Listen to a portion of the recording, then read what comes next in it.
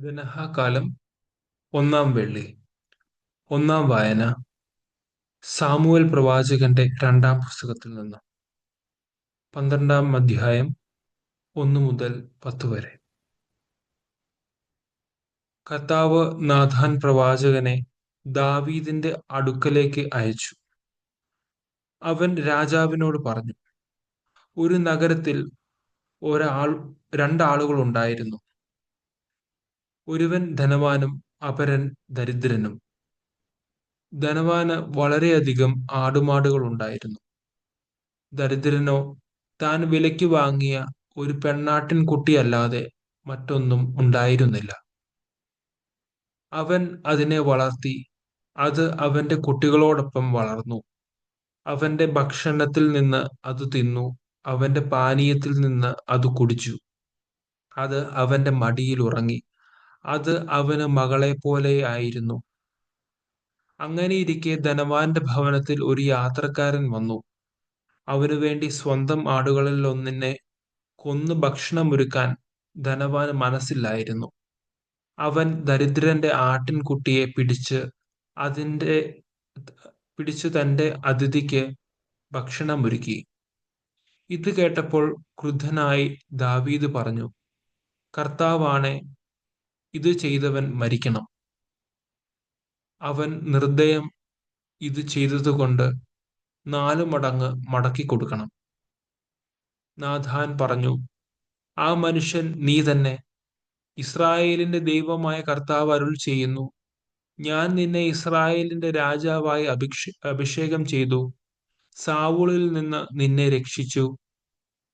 നിന്റെ യജമാനന്റെ ഭവനം നിനക്ക് നൽകി. അവന്റെ ഭാര്യമാരെയും നിനക്ക് തന്നു. നിന്നെ ഇസ്രായേലിന്റെയും യൂദയായുടെയും രാജാവാക്കി. ഇതുകൊണ്ട് തൃപ്തിയായില്ലെങ്കിൽ ഇനിയും അധികം നൽകുമായിരുന്നു. പിന്നെ എന്തുകൊണ്ട് നീ എന്നെ അനുസരിക്കാതെ എന്റെ മുൻപാകെ ഈ തിന്മ ചെയ്തു? അമേന്യരുടെ വാൾ കൊണ്ട് ഹിത്യനായ ഊറിയായെ നീ കൊല്ലിച്ചു. അവന്റെ ഭാര്യയെ നീ അപഹരിച്ചു. എന്നെ നിരസിച്ച് ഹിത്യനായ ഊറിയായുടെ ഭാര്യയെ നീ സ്വന്തമാക്കിയതുകൊണ്ട് നിന്റെ ഭവനത്തിൽ നിന്ന് വാൾ ഒഴിയുകയില്ല. രണ്ടാം വായന ജെറമിയ പ്രവാചകന്റെ പുസ്തകത്തിൽ നിന്ന് 1-ാം അധ്യായം 4 മുതൽ 10 വരെയും 16 മുതൽ 19 വരെയും. കർത്താവ് എന്നോട് അരുൾ ചെയ്തു, മാതാവിന്റെ ഉദരത്തിൽ നിനക്ക് രൂപം നൽകുന്നതിനു മുമ്പേ ഞാൻ നിന്നെ അറിഞ്ഞു. ജനിക്കുന്നതിന് മുൻപേ ഞാൻ നിന്നെ വിശുദ്ധീകരിച്ചു. ജനതകൾക്ക് പ്രവാചകനായി ഞാൻ നിന്നെ നിയോഗിച്ചു. അപ്പോൾ ഞാൻ പറഞ്ഞു, ദൈവമായ കർത്താവേ, ഞാൻ കേവലം ബാലനാണ്, സംസാരിക്കാൻ എനിക്ക് പാടവമില്ല. നീ അവരെ ഭയപ്പെടേണ്ട, നിന്റെ രക്ഷയ്ക്ക് നിന്നോടുകൂടെ ഞാനുണ്ട്. കർത്താവാണ് ഇത് പറയുന്നത്. അനന്തരം കർത്താവ് കൈ നീട്ടി എന്റെ അധരത്തിൽ സ്പർശിച്ചുകൊണ്ട് അരുൾ ചെയ്തു, ഇതാ, എന്റെ വചനങ്ങൾ നിന്റെ നാവിൽ ഞാൻ നിക്ഷേപിച്ചിരിക്കുന്നു. പിഴുതെറിയാനും ഇടിച്ചു തകർക്കാനും നശിപ്പിക്കാനും തകിടം മറിക്കാനും പണിതുയർത്താനും നട്ടുവളർത്താനും വേണ്ടി ഇന്നിതാ ജനതകളുടെയും രാജ്യങ്ങളുടെയും മേൽ നിന്നെ ഞാൻ അവരോധിച്ചിരിക്കുന്നു. അവർ ചെയ്ത എല്ലാ ദുഷ്ടതയ്ക്കും ഞാൻ അവരുടെ മേൽ വിധി പ്രസ്താവിക്കും. അവർ എന്നെ ഉപേക്ഷിച്ച് അന്യദേവന്മാർക്ക് ധൂപം അർപ്പിച്ചു, സ്വന്തം കരവേലകളെ ആരാധിച്ചു. നീ എഴുന്നേറ്റ് അരമുറുക്കുക. ഞാൻ കൽപ്പിക്കുന്നതൊക്കെയും അവരോട് പറയുക. അവരെ നീ ഭയപ്പെടേണ്ട. ഭയപ്പെട്ടാൽ അവരുടെ മുൻപിൽ നിന്നെ ഞാൻ പരിഭ്രാന്തനാക്കും. ദേശത്തിന് മുഴുവനും യൂദയായിലെ രാജാക്കന്മാർക്കും പ്രഭുക്കന്മാർക്കും പുരോഹിതന്മാർക്കും ദേശവാസികൾക്കും എതിരെ അപ്രതിരോധ്യമായ നഗരവും ഇരുമ്പ് തൂണും പിച്ചള മതിലും ആയി ഇന്ന് നിന്നെ ഞാൻ ഉറപ്പിക്കും. അവർ നിന്നോട് യുദ്ധം ചെയ്യും, എന്നാൽ വിജയിക്കുകയില്ല. നിന്റെ രക്ഷയ്ക്ക് ഞാൻ കൂടെയുണ്ട് എന്ന് കർത്താവ് അരുൾ ചെയ്യുന്നു. മൂന്നാം വായന. അപ്പസ്തോല പ്രവർത്തനങ്ങളിൽ നിന്ന് 12-ാം അധ്യായം 1 മുതൽ 11 വരെ. അക്കാലത്ത് ഹേറോദേസ് രാജാവ് സഭയിൽപ്പെട്ട ചിലരെ പീഡിപ്പിക്കാൻ തുടങ്ങി. അവർ യോഹന്നാന്റെ സഹോദരനായ യാക്കോബിനെ വാളിനിരയാക്കി. യഹൂദരെ ഇത് സന്തോഷിപ്പിച്ചു എന്ന് കണ്ട് അവൻ പത്രോസിനെയും ബന്ധനസ്ഥനാക്കാൻ ഒരുമ്പെട്ടു. അത് പുളിപ്പില്ലാത്ത അപ്പത്തിന്റെ ദിവസങ്ങളായിരുന്നു. അവനെ കാരാഗൃഹത്തിൽ അടച്ചതിനു ശേഷം 4 ഭടന്മാർ വീതമുള്ള 4 സംഘങ്ങളെ അവൻ കാവലിന് നിയോഗിച്ചു. പെസഹ കഴിയുമ്പോൾ അവനെ ജനത്തിന്റെ മുൻപിൽ കൊണ്ടുവരാമെന്നായിരുന്നു അവന്റെ ഉദ്ദേശം. അങ്ങനെ ഹേറോദീസ് കാരാഗൃഹത്തിൽ സൂക്ഷിക്കപ്പെട്ടു. സഭ അവനു വേണ്ടി ദൈവത്തോട് തീക്ഷ്ണമായി പ്രാർത്ഥിച്ചുകൊണ്ടിരുന്നു.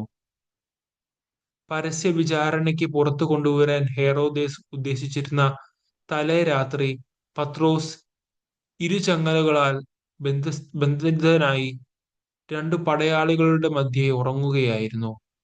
പട്ടാളക്കാർ കാരാഗൃഹ വാതിൽക്കൽ കാവൽ നിൽക്കുന്നുണ്ടായിരുന്നു. പെട്ടെന്ന് കർത്താവിന്റെ ഒരു ദൂതൻ പ്രത്യക്ഷനായി. ആ മുറിയാകെ പ്രകാശം നിറഞ്ഞു. അവൻ പത്രോസിന്റെ പാർശ്വത്തിൽ തട്ടി ഉണർത്തിക്കൊണ്ട് പറഞ്ഞു, വേഗം എഴുന്നേൽക്കൂ. അപ്പോൾ അവന്റെ കൈകളിൽ നിന്ന് ചങ്ങലകൾ താഴെ വീണു. ദൂതൻ അവനോട് പറഞ്ഞു, നീ അരമുറക്കി പാദരക്ഷകൾ അണിയുക. അവൻ അങ്ങനെ ചെയ്തു. ദൂതൻ വീണ്ടും പറഞ്ഞു, മേലങ്കി ധരിച്ചുകൊണ്ട് എന്റെ പിന്നാലെ വരിക. അവൻ പുറത്തിറങ്ങി ദൂതനെ അനുഗമിച്ചു. എങ്കിലും ദൂതൻ വഴി സംഭവിച്ച ഇക്കാര്യം യാഥാർത്ഥ്യമാണെന്ന് അവന് തോന്നിയില്ല. തനിക്ക് ഒരു ദർശനം ഉണ്ടായതാണെന്നേ അവൻ കരുതിയുള്ളൂ. അവർ 1-ാമത്തെയും 2-ാമത്തെയും കാവൽ സ്ഥാനങ്ങൾ പിന്നിട്ട് നഗരത്തിലേക്കുള്ള ഇരുമ്പ് കവാടത്തിലെത്തി. അത് അവർക്കായി സ്വയം തുറന്നു. അവർ പുറത്തു കടന്ന് ഒരു തെരുവ് പിന്നിട്ടപ്പോൾ ദൂതൻ പെട്ടെന്ന് അപ്രത്യക്ഷനായി. അപ്പോഴാണ് പത്രോസിന് പൂർണ്ണ ബോധം വന്നത്. അവൻ പറഞ്ഞു, കർത്താവ് തന്റെ ദൂതനെ അയച്ച് ഹേറോദൂസിന്റെ കരങ്ങളിൽ നിന്നും യഹൂദന്മാരുടെ വ്യാമോഹങ്ങളിൽ നിന്നും എന്നെ മോചിപ്പിച്ചിരിക്കുന്നുവെന്ന് ഇപ്പോൾ എനിക്ക് വ്യക്തമായി. സുവിശേഷ വായന. വിശുദ്ധ മത്തായി എഴുതിയ സുവിശേഷം 14-ാം അധ്യായം 1 മുതൽ 12 വരെയുള്ള വാക്യങ്ങൾ. അക്കാലത്ത് സാമന്ത രാജാവായ ഹേറോദേസ് യേശുവിന്റെ കീർത്തിയെപ്പറ്റി കേട്ടിട്ട് തന്റെ സേവകന്മാരോട് പറഞ്ഞു, ഇവൻ സ്നാപക യോഹന്നാനാണ്. മരിച്ചവരിൽ നിന്ന് അവൻ ഉയർപ്പിക്കപ്പെട്ടിരിക്കുന്നു. അതുകൊണ്ടാണ് ഈ ശക്തി ഇവനിൽ പ്രവർത്തിക്കുന്നത്. ഹേറോദേസ് യോഹന്നാനെ ബന്ധിച്ച് കാരാഗൃഹത്തിൽ അടച്ചിരുന്നു. സ്വന്തം സഹോദരനായ പീലിപ്പോസിന്റെ ഭാര്യ ഹേറോദിയ നിമിത്തമാണ് അവൻ ഇത് ചെയ്തത്. എന്തെന്നാൽ യോഹന്നാൻ അവനോട് പറഞ്ഞിരുന്നു, അവളെ സ്വന്തമാക്കുന്നത് നിയമാനുസൃതമല്ല. ഹേറോദേസിന് അവനെ വധിക്കണമെന്നുണ്ടായിരുന്നു. എങ്കിലും അവൻ ജനങ്ങളെ ഭയപ്പെട്ടു. എന്തെന്നാൽ അവർ യോഹന്നാനെ പ്രവാചകനായി പരിഗണിച്ചിരുന്നു. ഹേറോദേസിന്റെ ജന്മദിനത്തിൽ ഹേറോദിയായുടെ പുത്രി രാജസദസ്സിൽ നൃത്തം ചെയ്ത് അവനെ സന്തോഷിപ്പിച്ചു. തന്മൂലം അവൾ ചോദിക്കുന്നതെന്തും നൽകാമെന്ന് രാജാവ് അവളോട് ആണയിട്ട് വാഗ്ദാനം ചെയ്തു. അവൾ അമ്മയുടെ നിർദ്ദേശമനുസരിച്ച് പറഞ്ഞു, സ്നാപക യോഹന്നാന്റെ ശിരസ് ഒരു തളികയിൽ വെച്ച് എനിക്ക് തരിക. രാജാവ് ദുഃഖിതനായി. എങ്കിലും തന്റെ ശബദത്തെയും അതിഥികളെയും പരിഗണിച്ച് അത് അവൾക്ക് നൽകാൻ അവൻ ആജ്ഞാപിച്ചു. അവൻ കാരാഗൃഹത്തിൽ ആളയച്ച് യോഹന്നാന്റെ തല വെട്ടിയെടുത്തു. അത് ഒരു തളികയിൽ വെച്ച് പെൺകുട്ടിക്ക് നൽകി. അവൾ അത് അമ്മയുടെ അടുത്തേക്ക് കൊണ്ടുപോയി.